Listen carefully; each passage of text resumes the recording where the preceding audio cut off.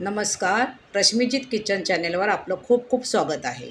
महाशिवरात्री उपवासाकरता मी खास साबुदाणा वडी शेअर करते आहे.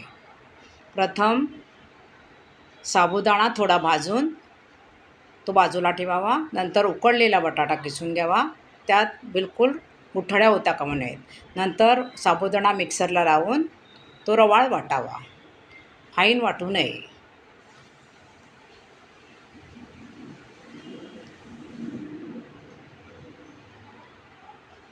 फाईन वाटलं तर त्याचं टेक्स्चर चांगलं होत नाही. इतपत ठीक आहे. नंतर दाण्याचं कूट, साबुदाणा, मिरची, जिरं, मीठ, तिखट आणि उकडलेला बटाटा. तिखट तुम्हाला हवं असल्यास घाला, नाही तर कोणाला उपवासासाठी नाही चालत त्याने घालू नये. आता सगळे वस्तू एकत्र करा.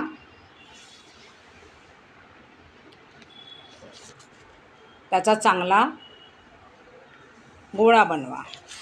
महाशिवरात्री हा सण फाल्गुन महिन्याच्या पूर्वाद्याच्या 14व्या दिवशी साजरा केला जातो. हा सण शिवपार्वती यांच्या विवाहाचे स्मरण करतो.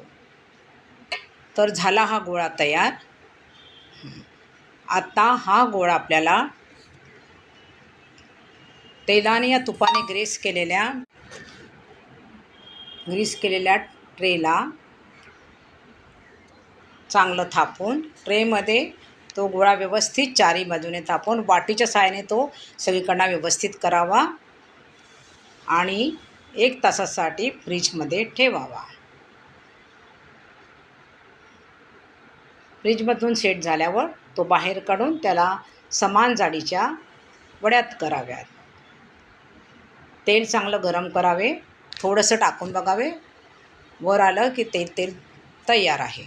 नंतर सगळ्या वड्या 5-6 वड्या टाकाव्या. सुरुवातीला तेल गरम असावे, नंतर मंद गॅसवरच ह्या करायच्या आहेत.